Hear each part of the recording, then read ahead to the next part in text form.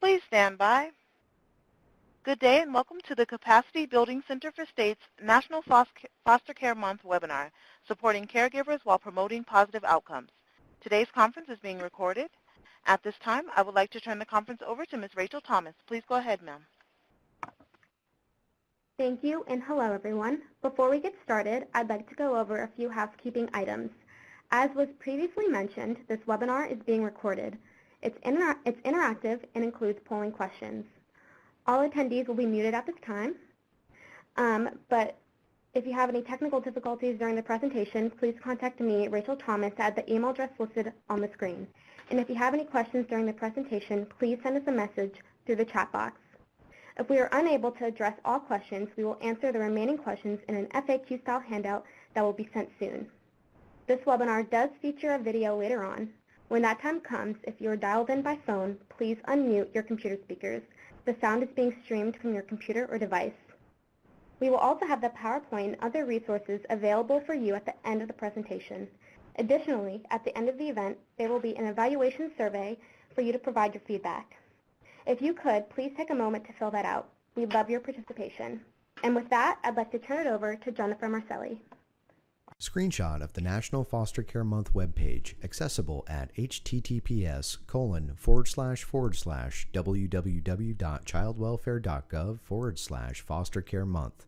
Thank you, Rachel, and thank you everybody for joining us today. My name is Jennifer Marcelli. I'm a Program Area Manager with the Capacity Building Center for States. And I would like to introduce Taffy Campaign, who is the National Foster Care Specialist for the Children's Bureau. Taffy? Thanks, Jennifer. So good afternoon and welcome to our National Foster Care Month webinar, Supporting Caregivers While Promoting Positive Outcomes. My name is Taffy Campaign. I'm the National Foster Care Specialist at the Children's Bureau at the Administration for Children and Families. And this year, our National Foster Care Month campaign is titled Empowering Caregivers and Strengthening Families.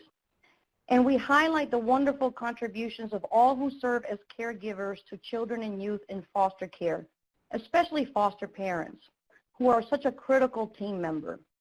I'd like to thank today's presenters, a group of former and current state and county child welfare agencies that had or have 5-year discretionary diligent recruitment grants working to improve the recruitment, the supports, and services to caregivers, including foster parents, relatives, and kinship caregivers. These agencies have developed comprehensive and innovative programs to improve placement stability and reunification of children and youth, while working more closely with biological families, and we also work to increase foster parent retention. The Children's Bureau is very excited to have them share their stories with you today, and would especially like to thank the caregivers that are joining us today, both as attendees and especially as presenters. For those caregivers that are presenting, your honest information about your journey with these agencies and in working with children and families will help a lot of us learn more about your needs, your strengths, and the challenges of this work, and ultimately to provide you better services, so that we sincerely thank you for being able to join us today and your willingness to share a part of yourself with us. We've got a lot of really, really great information that's going to be shared from 3 different agencies and a number of caregivers. And so I'd like to go ahead and turn it over to Jennifer for the bulk of our presentation. Thank you very much. Thanks, Taffy. And thanks again, everybody, for joining us today. Just a quick agenda for our time together.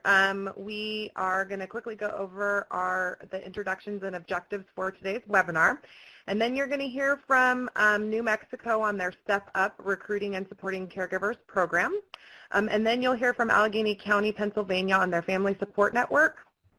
And then we'll hear from New York on their Fostering Futures program. And then we'll have some opportunity for question and answer. I can see you all are doing a great job finding the participant chat. So if you have questions along the way, feel free to put them in there, and we'll put them in a queue and make sure that we have some time at the end to ask the presenters any questions that you may have. Okay, so moving on, we are going to introduce folks that you are going to hear from today. You already heard from Taffy and myself. From New Mexico, you are going to hear from Isela Burciaga, Renee Fitz, and Joy Monho. And then Allegheny County, Tawanda Clark, Heather Blair, Nancy Cox, Hank Lipinski, and Chris Rather. And then from New York, Lee Lounsbury, Meredith Osa, and Marcia Anderson. All right. Okay, so just quickly, some objectives for today. We're hoping that we'll be able to identify best practices to empower and strengthen caregiver voice, increase knowledge of strategies to engage caregivers in program development and emphasize their unique voice, increase the awareness of the importance of caregiver support programs to increase the partnership and promote positive outcomes.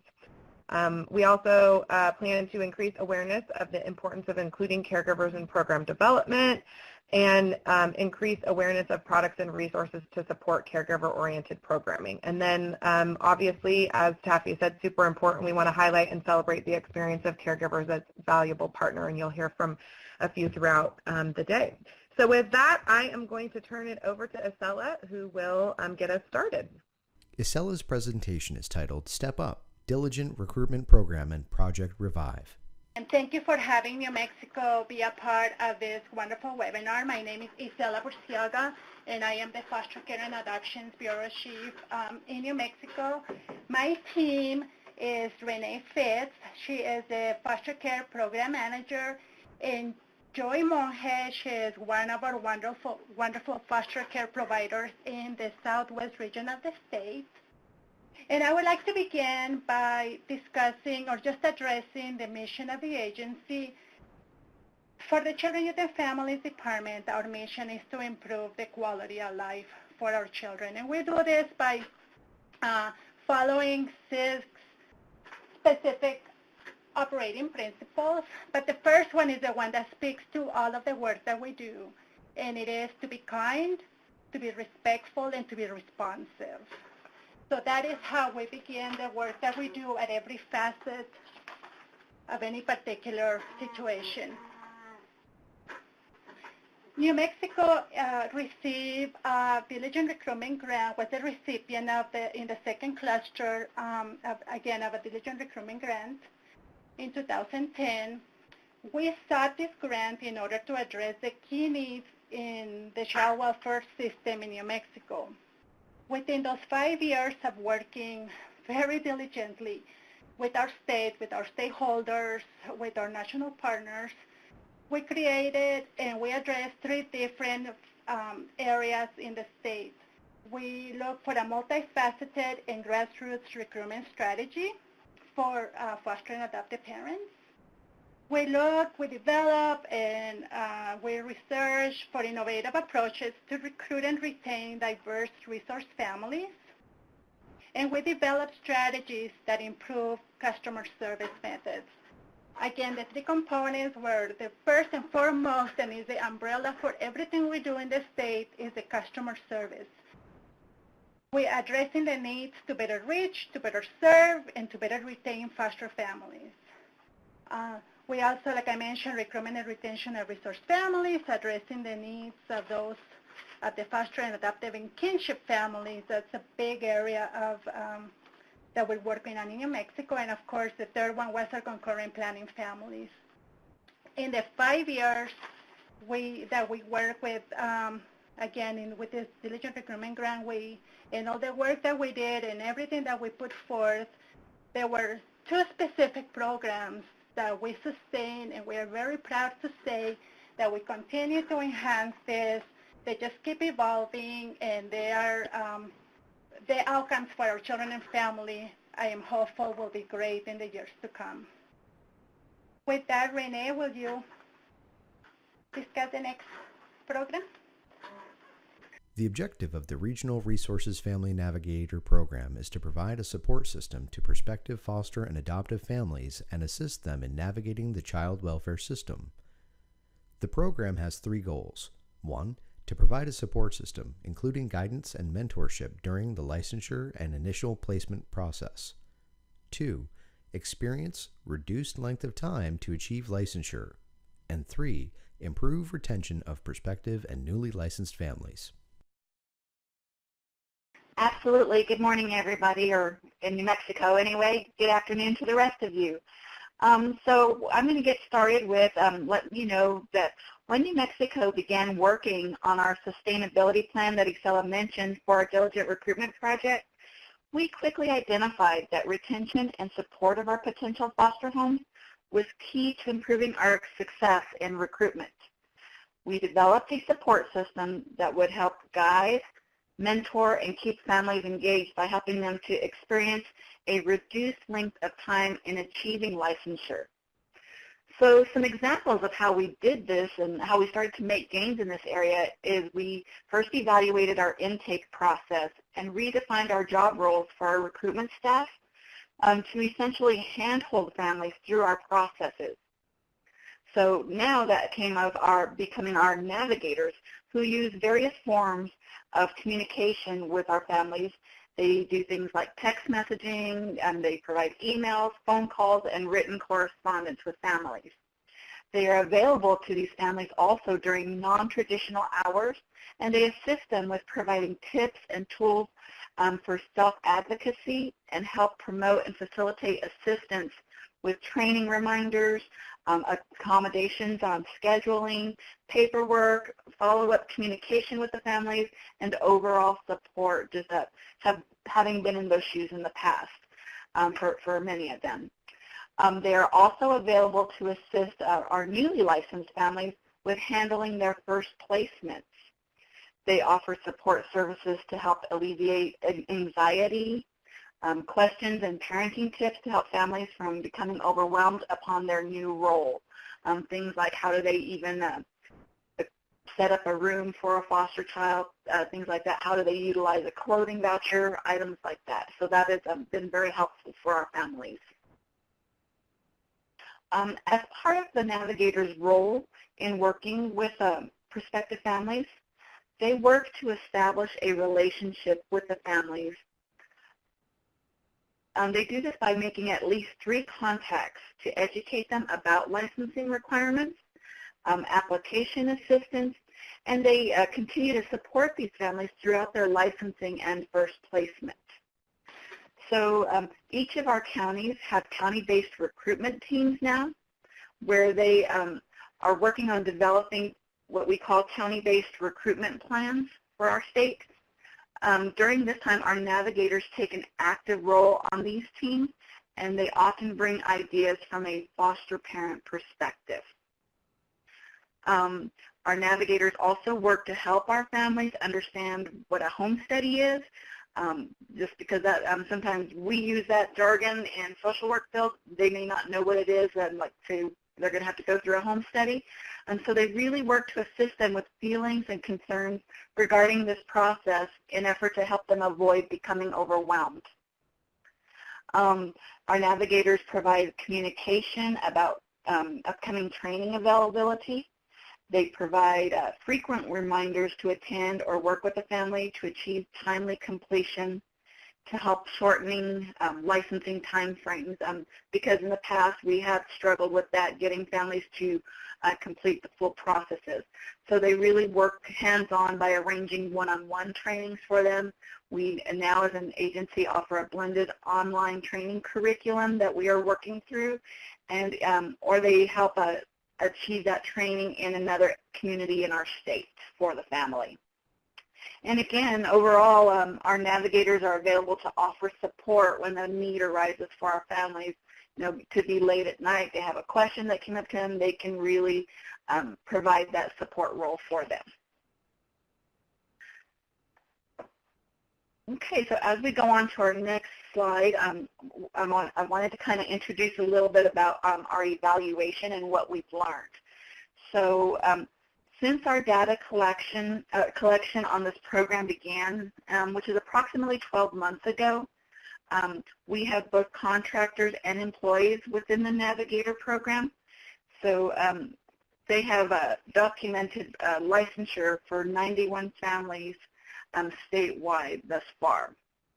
And then the average total days from application to licensure is 139. Findings also show average days between application and training begin date 39, Average days between training begin date and training end date, 34. Average days between home study completion and licensure, 15. So this is fairly consistent among the different regions in our state. We have 5 different regions, and our goal is to have these families licensed within 120 days or less. So as an agency, we are not quite yet where we want to be, and we still have a lot of work to do, but we are happy that we are now starting to see some success in reducing those licensing timeframes and actually having more families stay the course in achieving licensure due to this support that we're now offering these families. So, and then just to give you a little bit more feedback on this, we have had, over the past couple months, I have personally been contacting families who have been currently going through our licensing process to just obtain some feedback on their communications with their navigator. And so I decided to ask them 3 simple questions. And those, question number 1 being, do they know who their navigator is? You know, often families get so overwhelmed with all the people involved that they become involved with. So that's the number 1 question I ask. Number 2, has their navigator been available or attempted to make contact to offer support and answer questions about the licensing process? And then number 3, do they feel that their communication with their navigator has been too much, too little, or just right? So in the random areas of the state that I've surveyed, all the feedback I've received is positive. They knew their navigator's name, they felt that they have been the most helpful in their opinions, and most felt that the communication level has been just right. So, and also another form of feedback and data that we're currently working on is a survey of newly licensed families who have just gone out. It's just gone out through Survey Monday, probably about a couple weeks ago. We don't have any results just yet, but the feedback we are trying to learn on this survey is regarding their customer service experience with the licensing process and assessment of their navigator experience and knowledge, and if they felt that their navigator was knowledgeable regarding the licensing requirements, processes, and messaging of how foster and adoption is with our agency is being portrayed to the families. So with that, I would like to pose a polling question to our audience, and please feel free to write your answers. And the question is,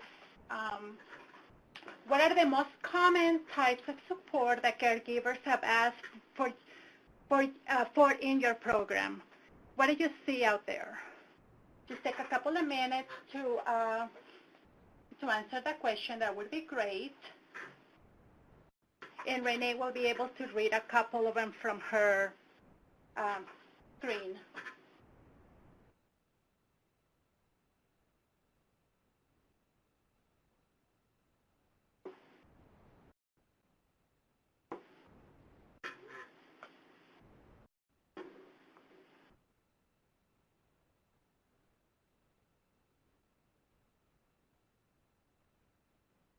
Okay, it looks like some of the answers coming in are, let's see, respite care, easier access to training, ongoing education, communication, which is, I would say, a very huge one, honesty, and if they are applicable for placements, especially if they are a relative, discipline training, support, various ones, and that was on question number 1. On our second question, some of the results have been, what steps has your agency taken to increase the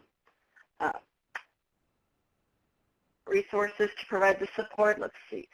Targeted recruitment has been a big one.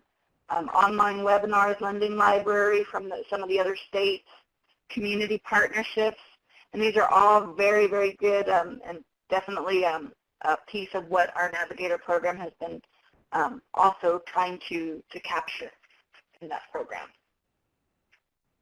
Thank you, everyone, for your responses. And to follow up on the Navigator program that Renee just talked about, but an additional support, which is also was born and was created out of the diligent recruitment project we had in New Mexico.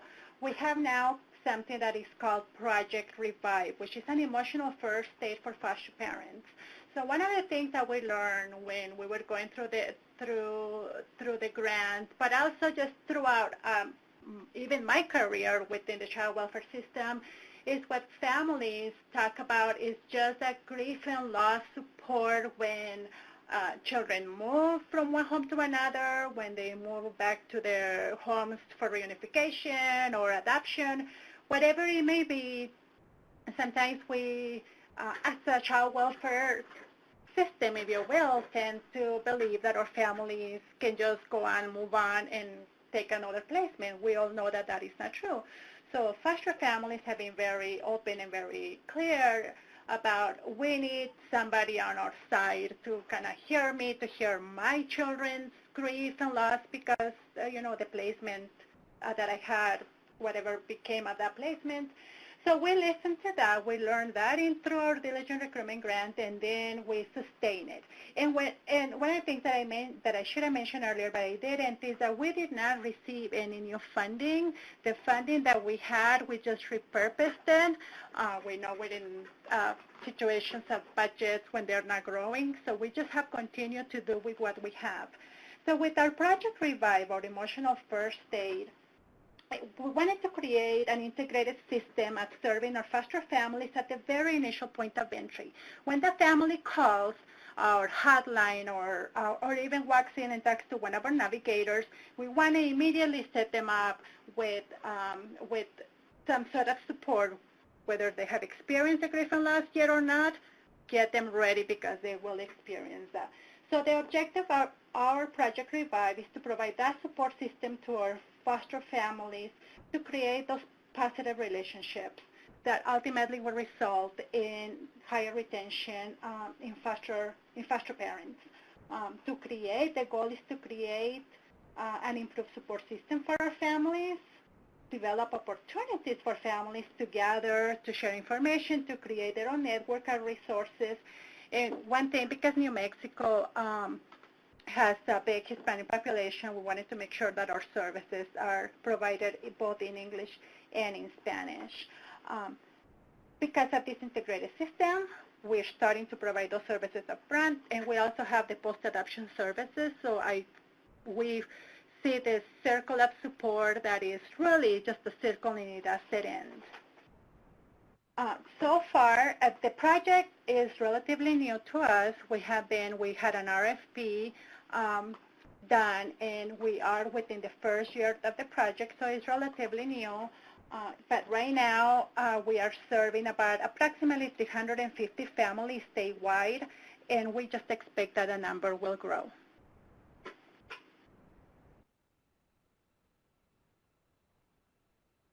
So Joy Monge, who's one of our foster parents, a recipient of this particular program, who has had experience, she will be talking to you a little bit about her own experience regarding the program and what some of the key objectives and supports are. Yes, hi, I'm Joy, and I started off as a relative placement. And honestly, it was through Project Revive and that my husband and I both felt that we had enough support to just go ahead and continue fostering after our very first placement was returned home. And I just want to touch briefly on the Navigator as what that really does for us foster families here in New Mexico is it offers a voice for us as foster parents. If we have questions, we can ask them. If we have anything that happens with our kids in the middle of the night, we don't know what to do, we have somebody that we can call and say, hey, this is what we need right now. And it's just a wonderful opportunity for foster parents to have a voice, an avenue inside of the foster care program. So as far as Project Revive, it's really great because it's offered regionally. So if my husband travels, he can go to a different region and get the training or anything that he needs. It also offers a different perspective for us if we want to hear a voice somewhere else. And you just learn. It's a great opportunity for foster parents all over to get together, and we learn from each other. So it's just a very good opportunity for us to get together and express our problems, our difficulties, and really network with each other. And that's the basic of what foster parents need is support. We do have a Facebook page that also kind of helps, late night you can't sleep, your kids going through an issue or a problem or a dilemma, or if you just even need to vent, there's always people there willing to respond back to you. As far as the grief and loss training that is provided through Project Revive, it's extremely important, and on almost every facet it is given to, through all the trainings, some part of grief and loss, because it's very important to understand what your family goes through as foster parents, what your biological kids are going through, whether they're going through transition back home for reunification, whether it's adoption. There is grief and loss, and especially for the foster kids that come in, it's very important to understand what they're feeling and what they're going through. So I would say that's one of the biggest things that Project Revive offers is the grief and loss training. And while we're receiving training, they do all provide child care for your biological kids and for your foster kids.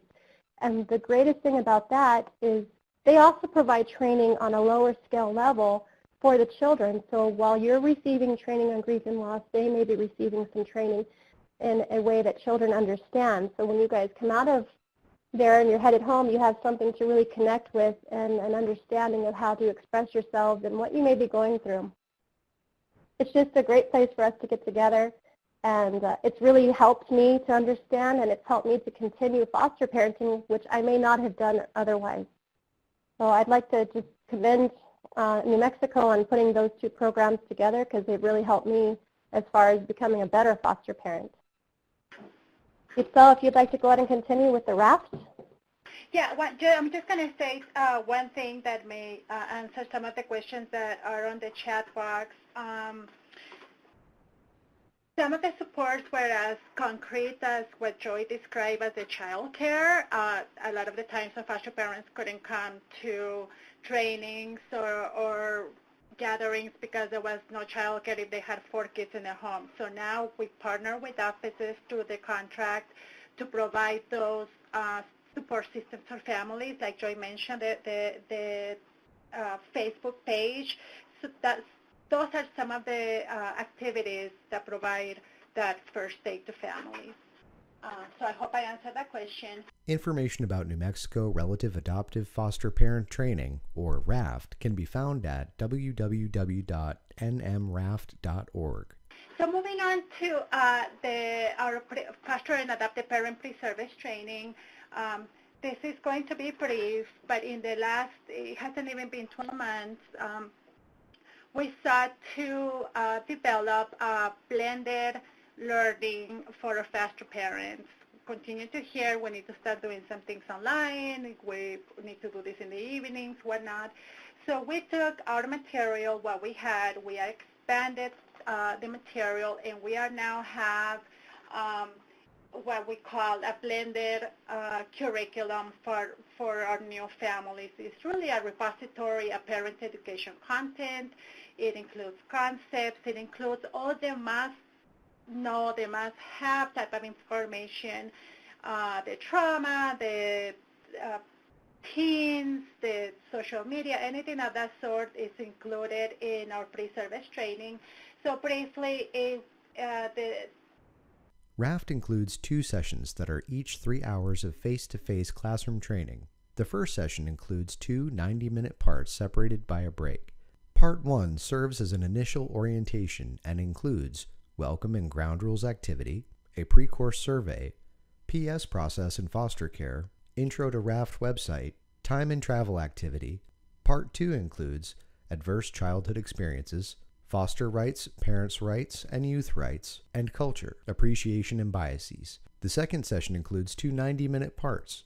Part 1 includes Welcome Back Ground Rules activity, Trauma and Attachment, Child Development, and Effective Discipline. Part 2 includes Reasonable and Prudent Parenting, Confidentiality, Self-Care, Self-Advocacy, and Conflict, and a post-course survey.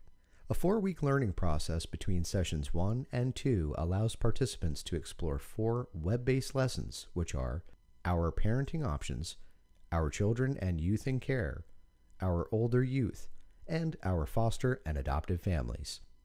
What it looks like itself is that we have 2 face-to-face sessions, 3 hours each. Session 1 is a welcome, and there's certain items that are discussed, and then families are able to sign up online and get their passwords and whatnot.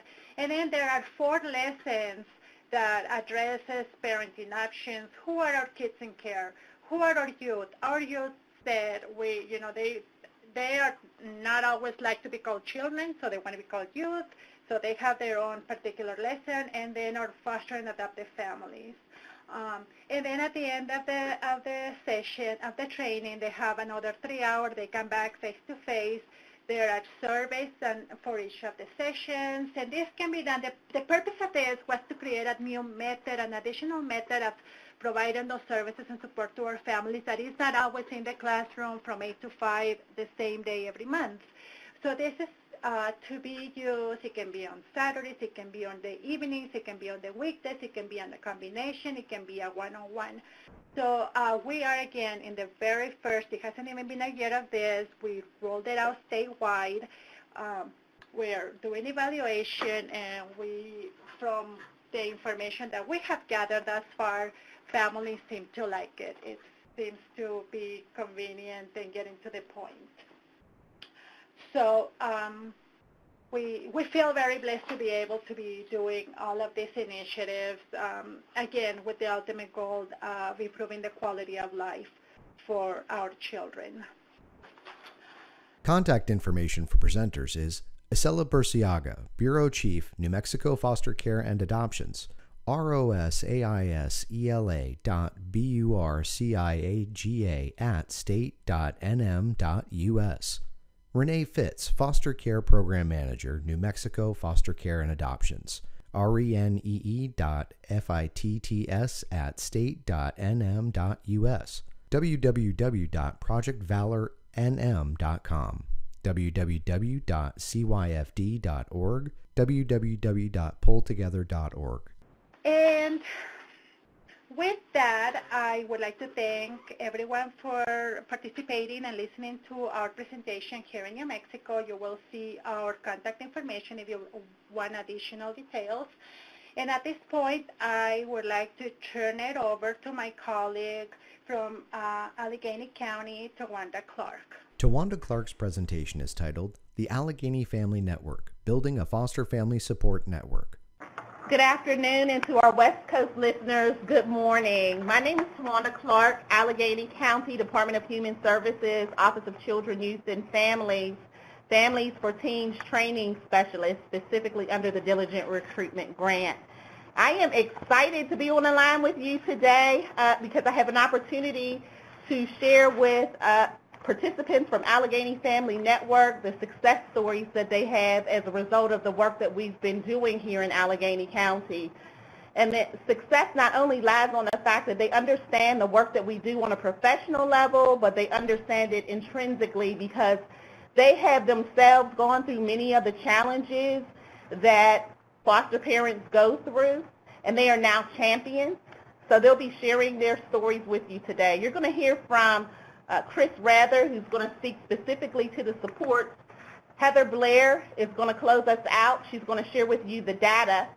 We have our foster parent, Ms. Cox, who has over 20 years experience in the foster care arena, and she is going to really talk about what it means to be successful and how she's been supported by Allegheny Family Network.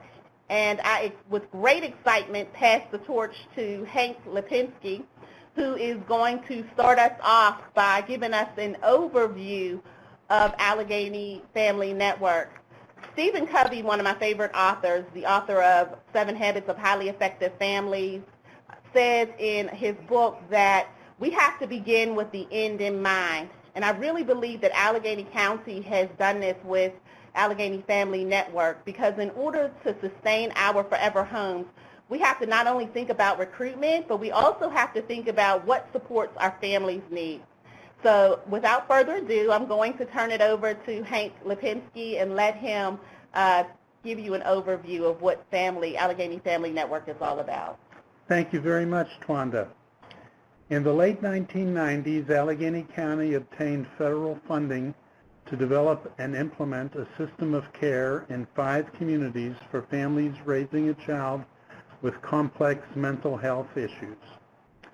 Through this initiative, it became clear that family involvement has a measurable and positive impact on child and family outcomes. As part of this initiative, 15 family members representing the ethnic and socio-economic diversity of Allegheny County obtained input from over 300 additional family members and developed a strategic plan to establish an independent family organization to support and partner with families rearing children who have emotional and mental health needs in order to improve their quality of life. With initial startup funding from Allegheny County, Allegheny Family Network was formed as a 501c3 in 2004. The board of directors was recruited, bylaws were developed. It was determined that the majority of the board members would be family members and that all AFN staff would be family members as well. In 2007, the first executive director was hired.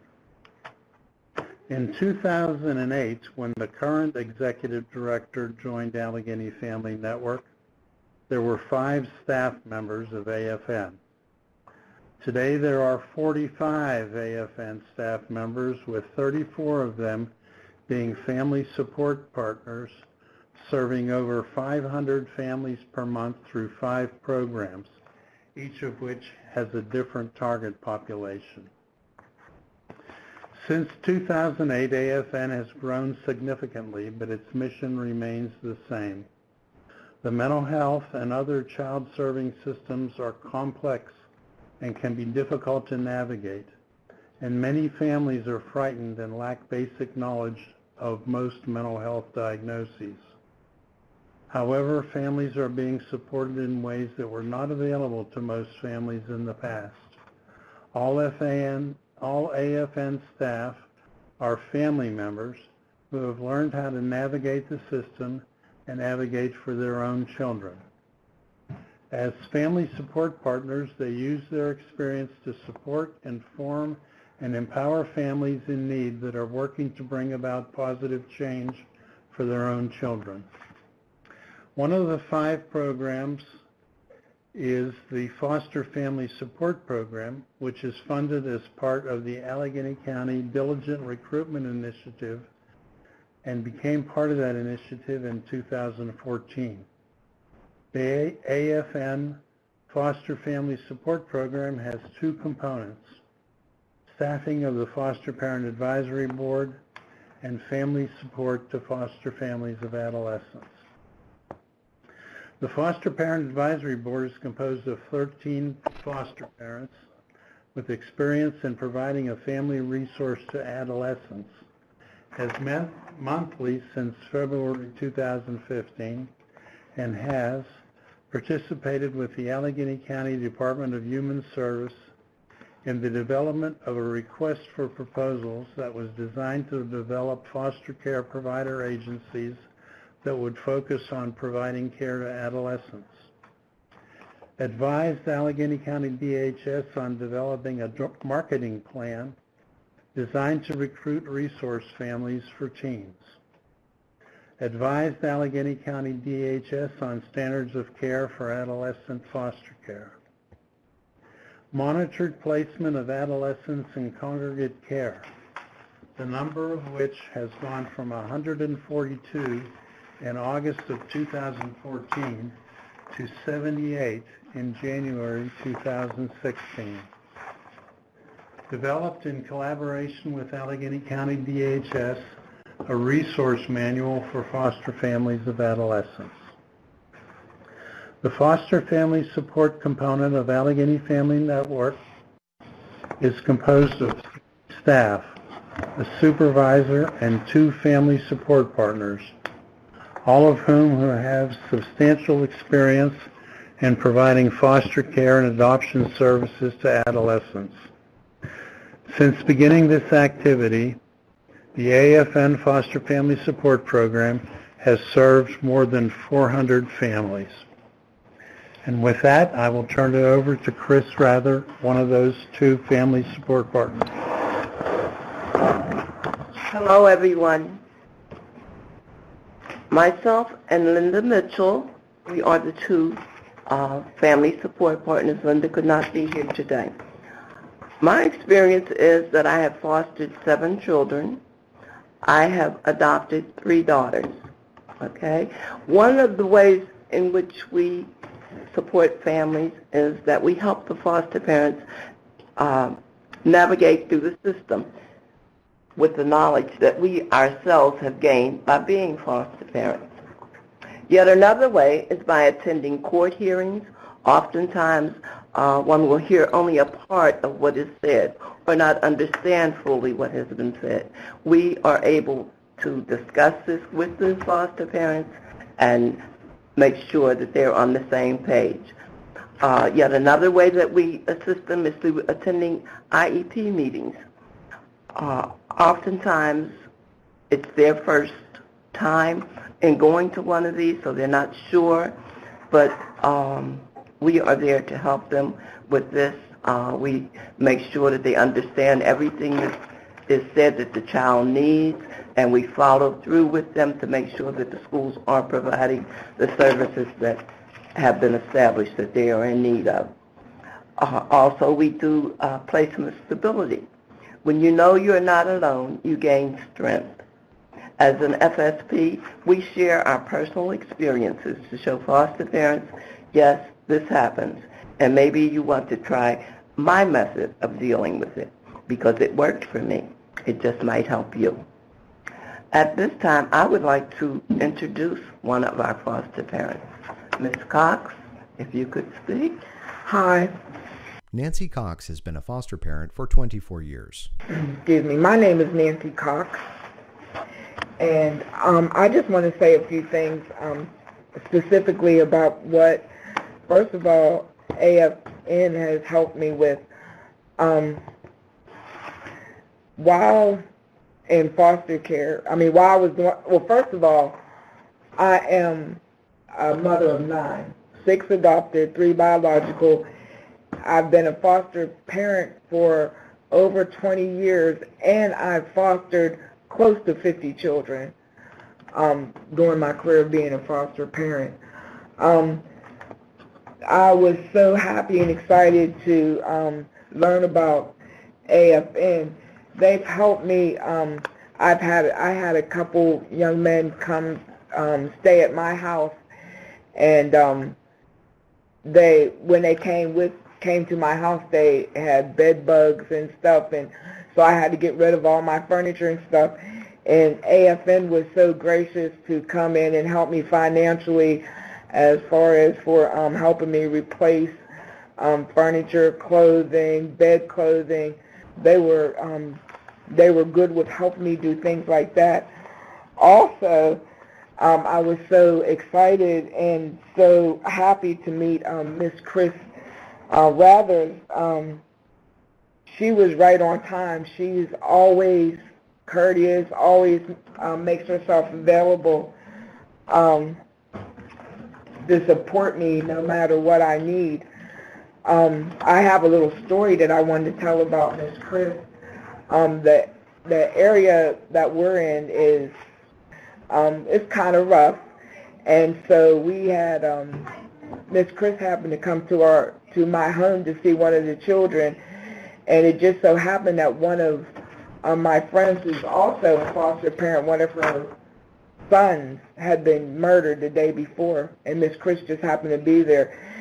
And I can see why she's so valuable to this organization. She's right on time. She's helping move furniture, giving up her own finances to support them if they needed anything. She gave her her blessing and let them know if they need anything they can call her. And that was just on her own, so that's just letting you know the type of people that they hire here are very caring and giving and supportive. And it's a blessing to have this organization, because without this organization, I don't know what people like me would do right now. It's different now. I started foster parenting in around 1990, and this is 2017, and the dynamics of everything has changed as far as foster parenting.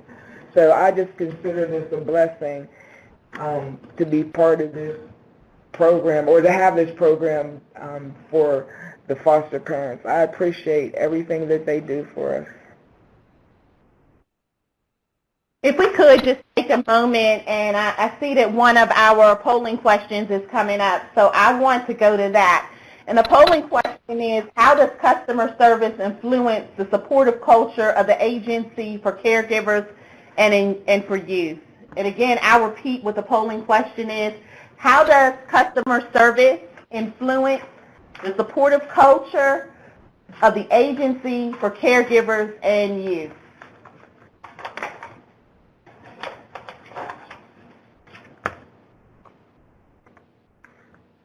Okay, I'm starting to see people are writing some things. I see foster parents feel that they are heard, definitely.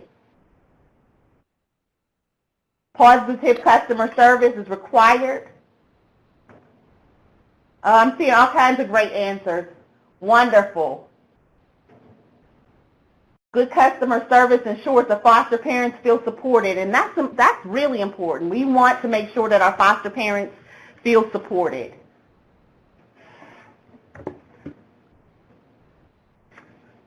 And then I see something that says lack of customer service and communication drives foster parents away.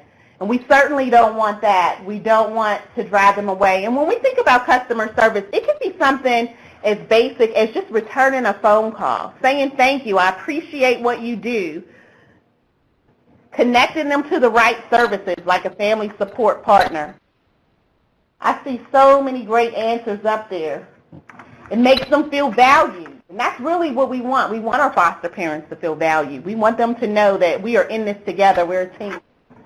So at this time, I am going to turn it back over to Chris, who is going to finish up. Thank you so much for all your wonderful responses. Okay, my final thought is on our support group for families. This is something that is very necessary. We're trying to grow our family support group at this time. We're only having it like every other month, but we want it to be at least once a month, because the foster parents need additional support. They need a place where they can go to and be with other foster parents and discuss what's going on in their homes. When they share this information, they gain strength.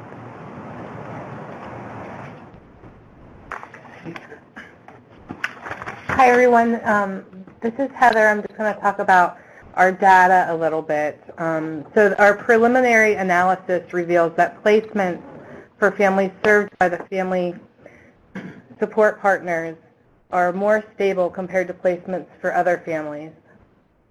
Allegheny County Department of Human Services examined placement stability for families served by Allegheny Family Network's 2 resource family support partners.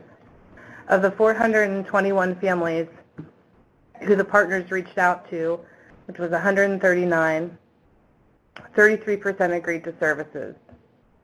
Of the 421 families who the partners reached out to, 139 families, which is 33%, agreed to service. So between March 2015 and October 2016, 109 families were served. The placement stability rate for families who received support from the Resource Family Support Partners was 66%. Placement stability was measured by calculating the number of youth who had a subsequent placement in an equally restrictive or more restrictive environment following service from the Resource Parent Support Partners. 67% of youth served by the Resource Support Partners were teenagers. For these teens, the placement stability rate was 58%. In comparison, the placement stability rate for other families serving youth in care during this time was 53%. For teens not served by the resource parent support partners between March 2015 and October 2016, the placement stability rate was 44%, showing that those working with the resource parent support partners were 14% more stable. Contact information for Allegheny County Department of Human Service Offices of Children, Youth, and Families, Tawanda Clark, Families for Teens Training Specialist, twanda@allegheny.us, and Heather Blair, Provider Relations Supervisor, heather.blair@allegheny.us. From the Allegheny Family Network, Hank Lipinski, Supervisor, telephone 412-438-6128. Linda Mitchell, Foster Family Support Partner, telephone 412-438-6108. And Chris Rather, Foster Family Support Partner, telephone 412-438-6125. www.alleghenyfamilynetwork.org. So in closing, what we've learned from this process is a quote I'd like to share from William Glasser. You can't change the direction of the wind, but you can always adjust your sail. Here in Allegheny County, we're working diligently to adjust our sail to make sure that we're hearing what our foster parents have to say and that we're supporting them. So at this time, I'd like to pass the torch of excitement to Lee, Meredith, and Marcia from New York. So, hi everyone, this is Lee Lounsbury from New York, and that was a very interesting presentation. Thanks so much. With me are Meredith Osta. She is our Program Director of Fostering Futures New York, and a very skilled and experienced foster parent, Marcia Anderson. And we're going to tell you about a new and we think very innovative program here in New York called Fostering Futures New York. And we're so appreciative of the diligent recruitment grant that went to the New York State Office of Children and Family Services that helps in part fund this program and helped us get it off the ground. Fostering Futures is administered by Welfare Research, Inc. So we appreciate that support.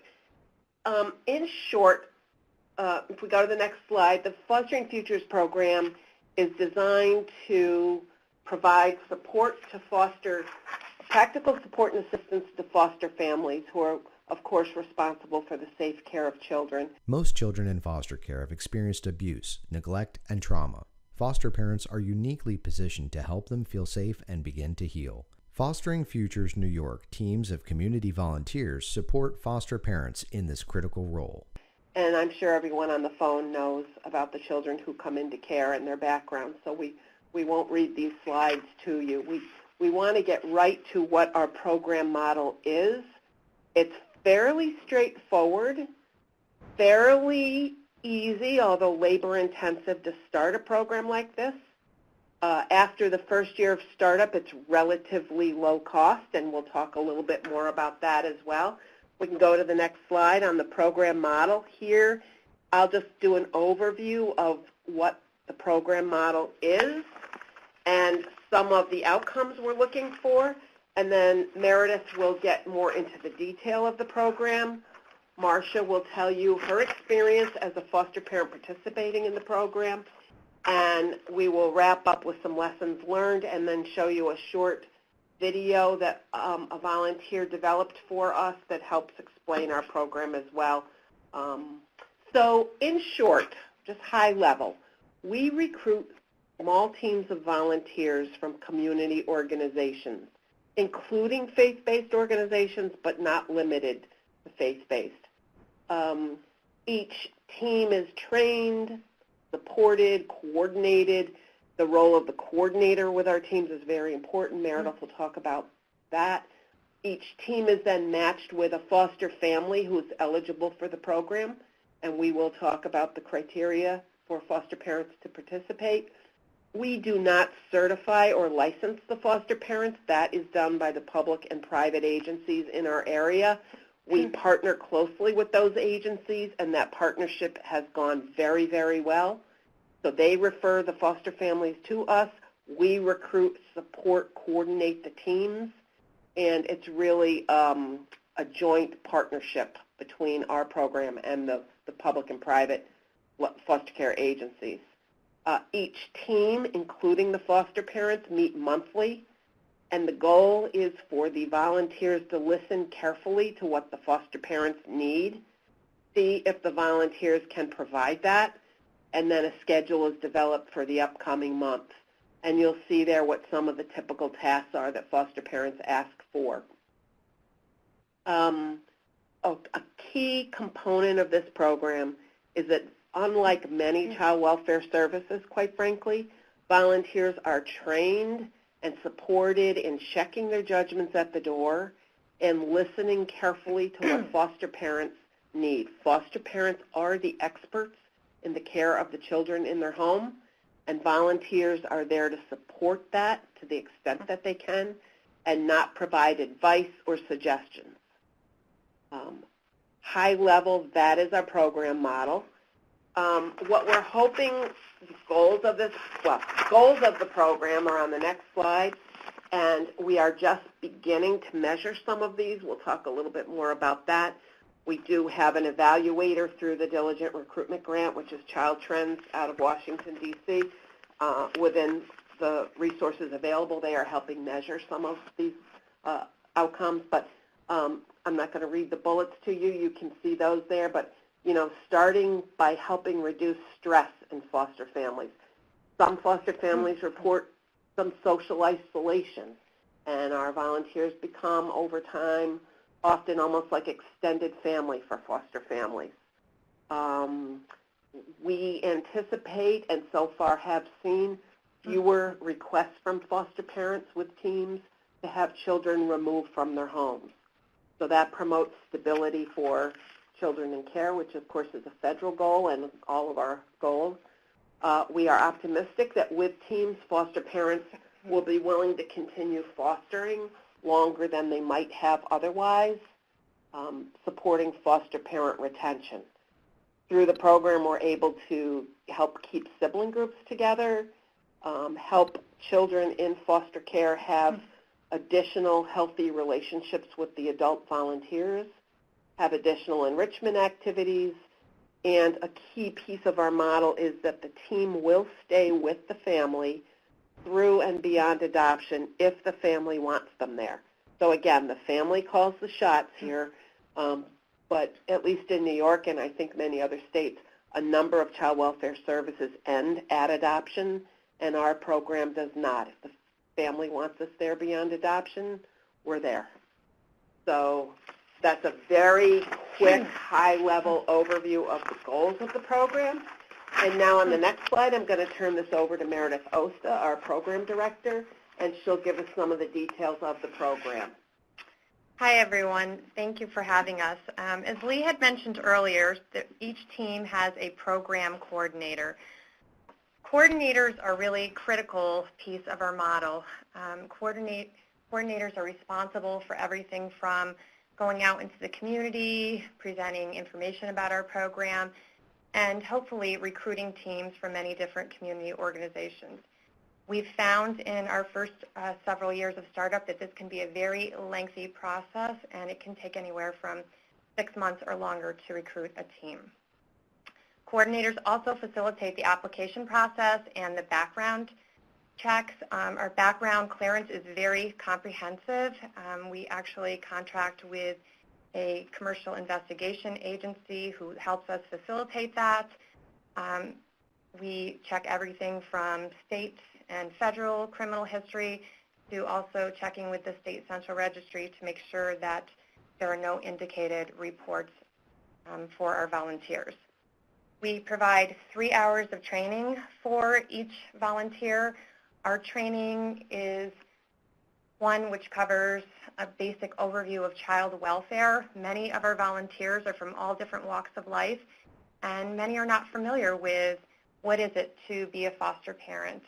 They're not familiar with the process in which a child comes into care. So our training reviews that, but more importantly, I think our training really focuses on supporting our foster parents in a very non-judgmental way. This is something that we really strive to ensure that every foster parent is receiving from their team is unjudgmental support and, most importantly, listening. We also work with all of our partner agencies, which here where we are in New York, currently we work with our 3 local Department of Social Services and several voluntary placement agencies. And those are our partner agencies, ones in which help us facilitate the referrals of our foster families. The coordinator will also interview the foster families that are referred from our partner agencies and help the matching process, which means that they have a team that is trained. They will determine if it's going to be a good fit between the team and the foster family, and they will set up those meetings, which we call match meetings. And usually within the first month or so, that's when the introductions will take place. The team will meet the family, then we'll schedule additional meetings so that the team meets the family and the children in the home. Beyond that, once the teams are initially matched with their family, the coordinator's role is very important. The coordinator is going to be the person that is going to schedule the monthly team meeting, that is going to document all of the activities that are going to happen for the month moving forward. They're going to take those notes, they're going to share those notes with the family, with the volunteers, and they're going to make sure that things stay on track for the month ahead. So if any issues arise or if there's any questions or concerns, the coordinator is there to answer that. And I would like to add, too, that I think one thing that our partner agency and our sponsoring organizations really like about our program is that there's no additional burden on them. Our coordinators really take on the role of we're going to train the volunteers, we're going to do the background clearances, and then we're also going to provide ongoing team development and support. So if we move on to our next slide, creating a team. So we just talked a little bit about how our teams are recruited. So a little more detail on that. We look to community organizations. This does include some faith-based organizations, but we also have teams within workplace organizations. So any organization that really is service and community-minded would be a great candidate for a team of volunteers. So why recruit from an organization? We've had that question from people in the past. Well, you know, what if we have just why can't an individual volunteer and be added maybe with some other individuals? We found that it's very important to have a team of volunteers that share some bond, that they share some values or some core ideals. We found that this is important because in most cases they already have a pretty strong connection built. So we're not spending time creating relationships amongst the team members itself, but instead our time is spent on developing a bond between these volunteers and their families. We talked a little bit on the last slide about the rigorous background check, and it is very rigorous. As I mentioned earlier, it's state and federal. We do sex offender registry, motor vehicle, and we also do our state central registry here in New York. So what do our volunteers agree to? So we ask our volunteers coming in for a minimum of a 1-year commitment. I think this is very important because our program is not just about volunteers doing concrete things for a family once or twice a month, you know, laundry or a meal or spending time, but it's really so much more than that. And when we get to our foster parent, Marcia, she can speak to this, but it's really about building relationships. It's really about becoming an extended family with the foster family. And as we all know, when a relationship is new, there's obviously time that it's going to take for that bond to be built and for the trust to develop. So we ask for a 1-year commitment and a minimum of 1 contact per month with the family. So if you have a team of 5 or 6 people, then that foster family is going to have a minimum of 5 or 6 contacts per month. We have a 1-hour team meeting, as I mentioned earlier. So once a month, everyone gets together, and this is a time to really reflect on the month before, to talk about what went really well, and maybe share some ideas about what could be changed for the following month. Additionally, FFNY is starting to offer ongoing in-service trainings for volunteers, which are believed to be important. Foster parents are referred to FFNY by public and private partner agencies. All right, and if we can move on to the next slide, please. So the foster families. So while we'd love to work with every foster family, because we truly believe that every foster family deserves to have a team and could benefit from it, unfortunately we can't at this time. So we have, we've determined that we're going to work with a certain subset, if you will, of foster families. So we work with those that have at least 1 year of experience fostering.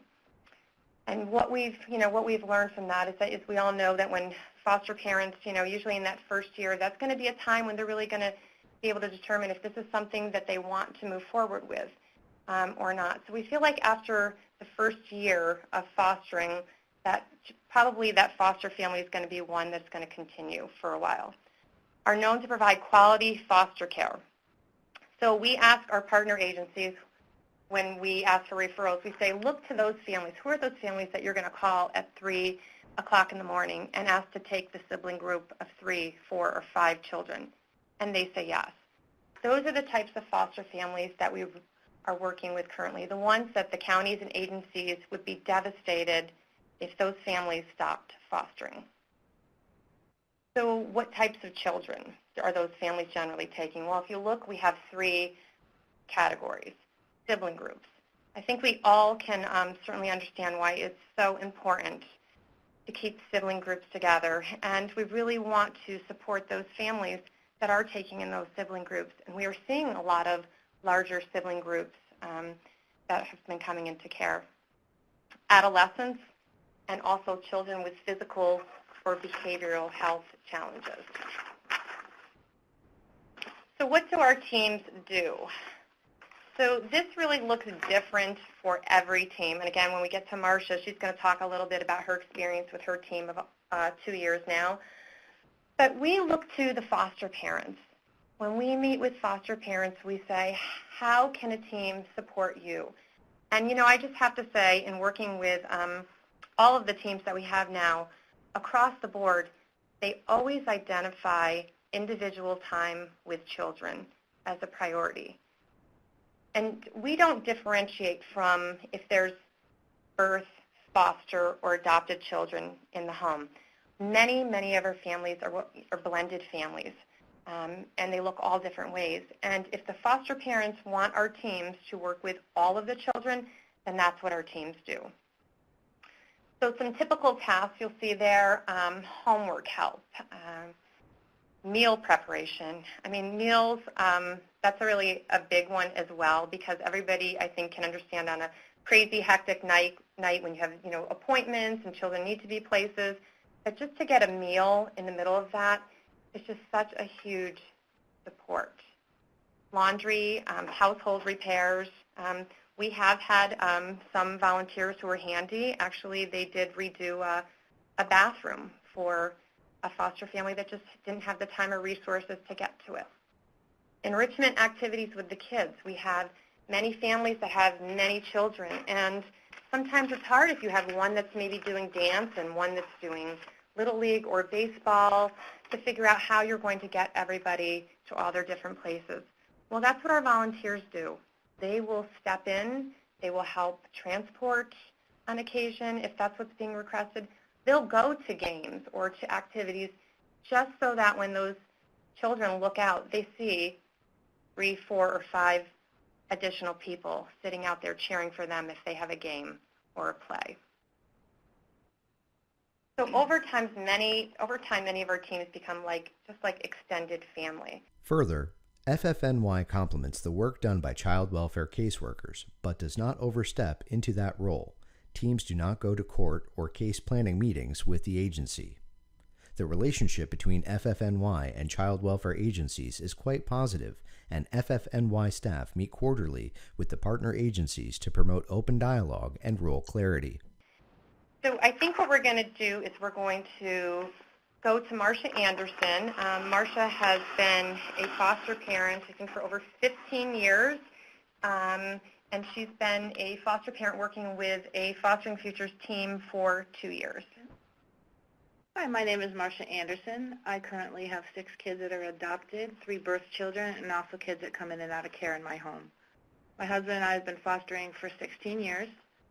In the last 2 years, we are fortunate enough to have this program called Fostering Futures call and ask us if we'd like to be part of it, and of course we jumped at that. The reason we jumped at that is because we are really on the tail end of fostering. We've adopted 6 kids. They all have different varying behaviors and needs and different appointments and baseball and dance, as she said.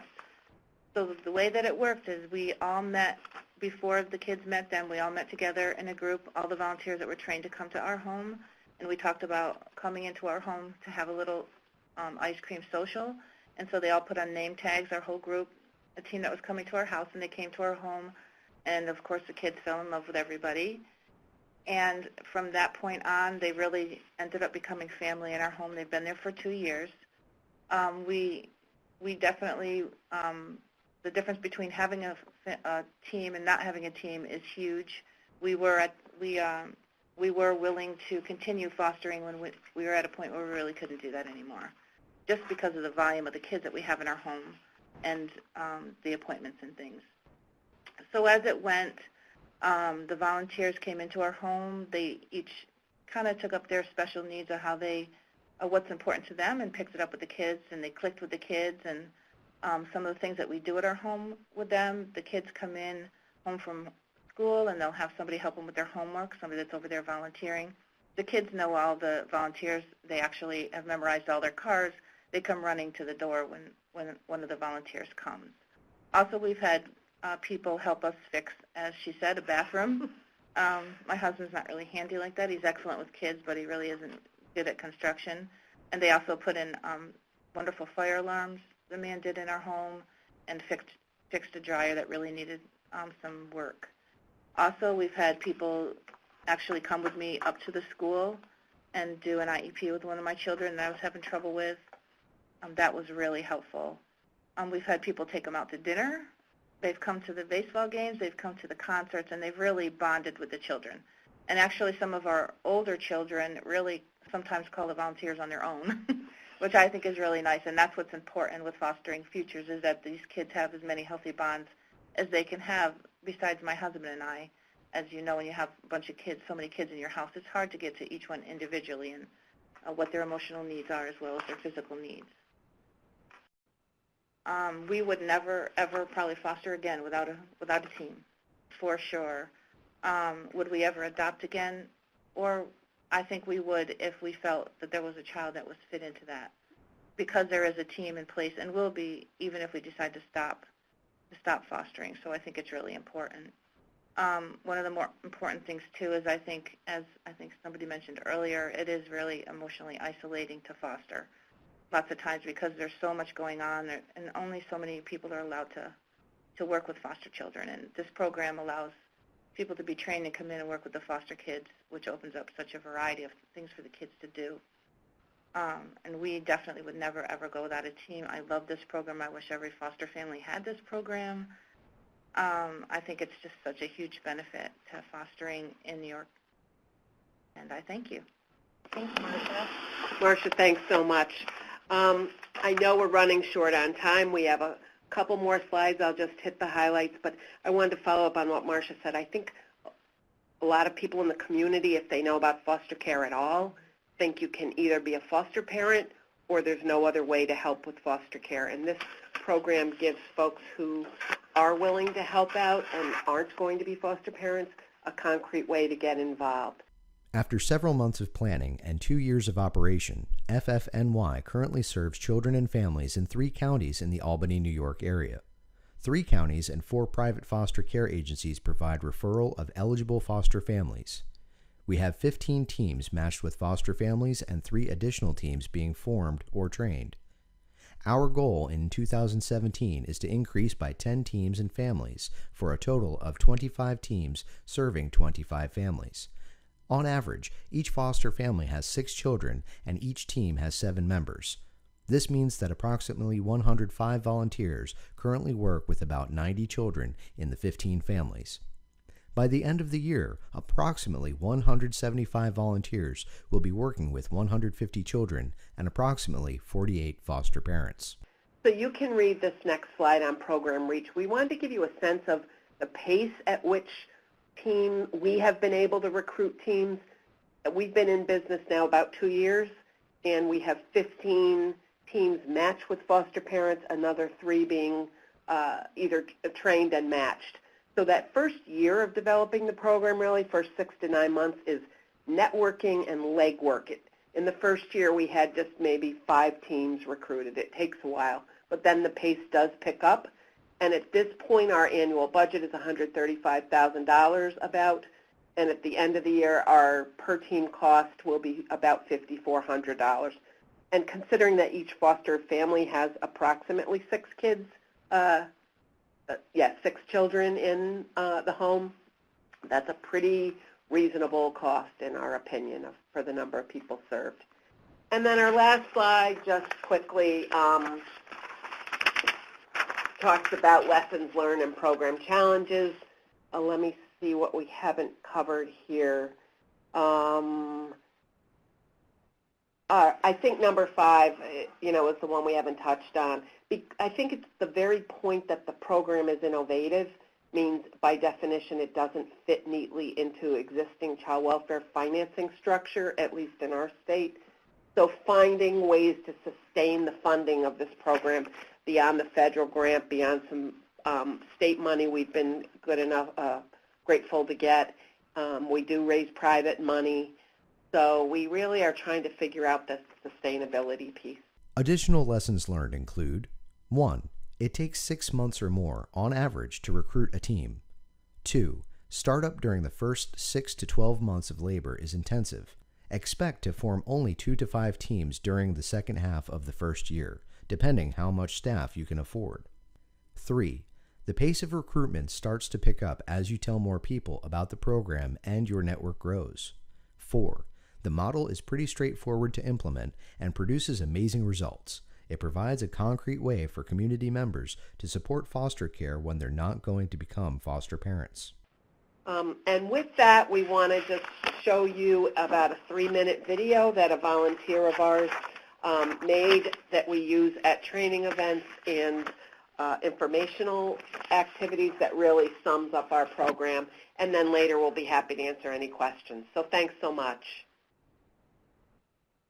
And as a reminder, if you are dialed in by phone, please unmute your computer speakers. The sound is being streamed from your computer or device.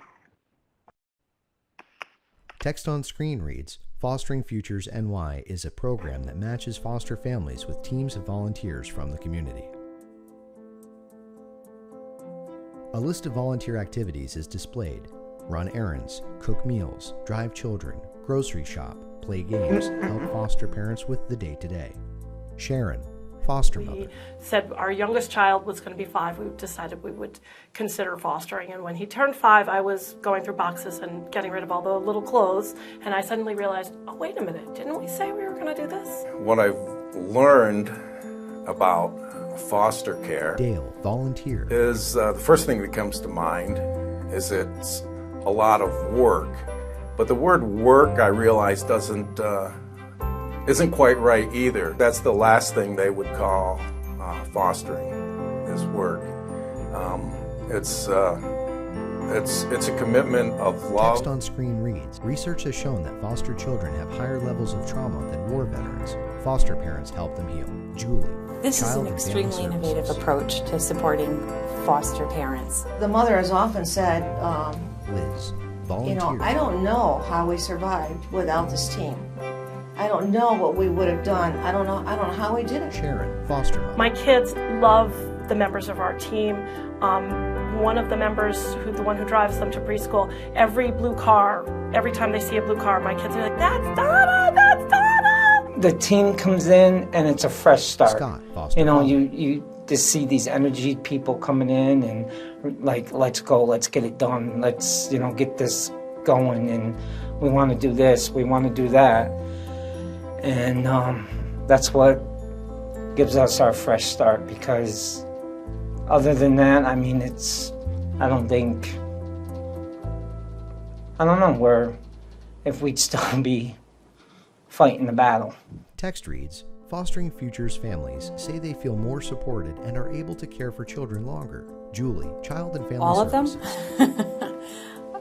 I would like to see all of our families have a Fostering Futures team. It's been my Scott, foster me and my mom. wife's best decision, deciding to join. Liz, You get more out of it volunteer. than the family does that you're serving. You feel so good that you're going to be able to connect with these kids, give them support, because they've all come from horrific backgrounds, and they really need the extra love and attention that you're able to do that. And you will walk away feeling enriched just to be part of the program. Dale, volunteer. Boy, it's hard to put into words because it has to do with Jim. It's very hard volunteer for me to put in words the emotional connection you make with these kids. Yeah. It's just the most beautiful thing. This is a chance to get involved with the children in New York who probably have had the fewest resources put into them. They're kids who often have fallen through the cracks. I would say to someone who's considering to do this that it's probably the best decision they'll make of their life. It's probably the one thing that you can do that would have more impact. Several images of smiling children and adults appear on screen. On more people than any other thing you could do. We signed up for a year, but I know as long as we're able, we'll be doing much more than that. For more information, contact Meredith Osta, Program Director, 518-713-4726, MOSTA at welfareresearch.org. Lee Lounsbury, Executive Director, Welfare Research Incorporated, 518-713-4726, LLOUNSBURY at welfareresearch.org. Website is www.welfareresearch.org.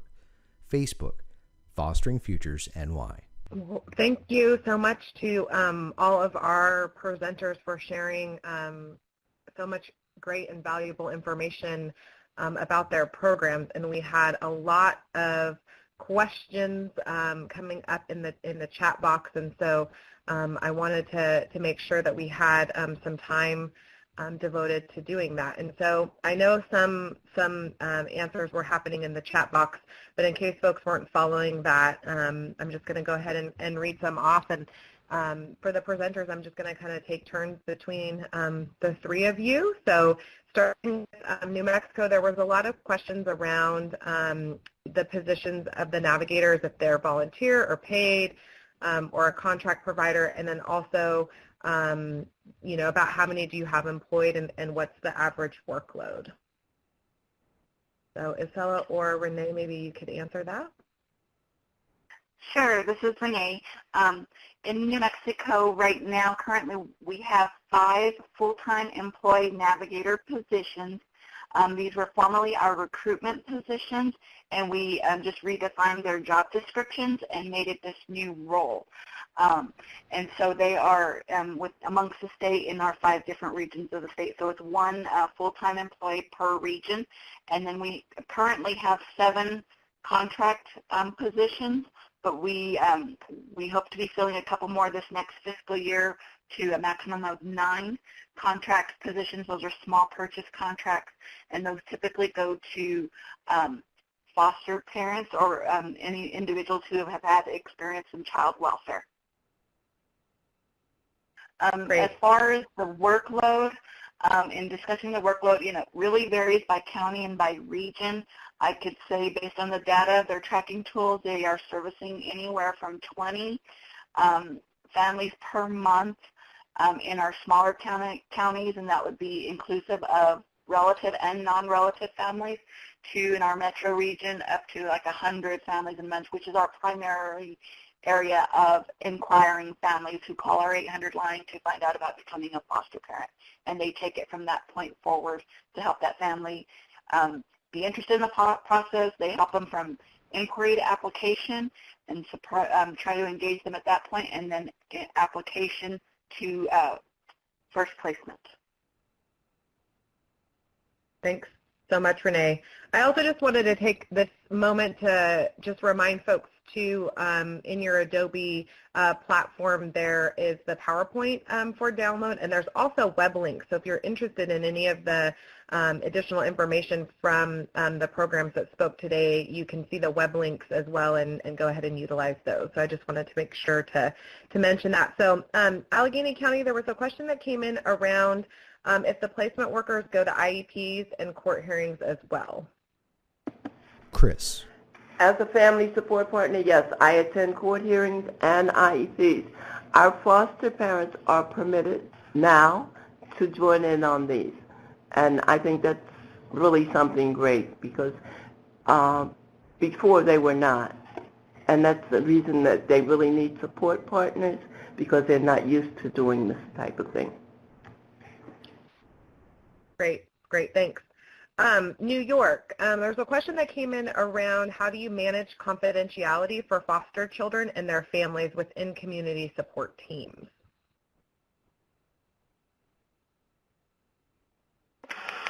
Hi, this is Meredith. So what we do in New York is we have our volunteers sign confidentiality agreements, and the agreement goes, beyond just, not disclosing any information verbally or written, but we also really take great steps also to make sure that confidentiality is protected through photos and videos. I think that was one of our big concerns early on in this age of social media, and it's so easy to, snap a picture when you're enjoying something, but we ensure the confidentiality by having everybody sign confidentiality agreements as part of their volunteer application. Great. Thanks, Meredith. Back to New Mexico. Question about if you guys have any difficulty motivating applicants to complete the web lessons. So this is Isela in New Mexico. Because our program is relatively new, we have continued to do focus groups, and so far there's a lot of excitement in the opportunity of being able to do training at your own pace, if you will. So I have not personally come across anybody that's kind of not following or not engaged in the process so far. That's not to say that it will not come, but as of now, I think things seem to be moving forward in a positive direction. Wow, that's great.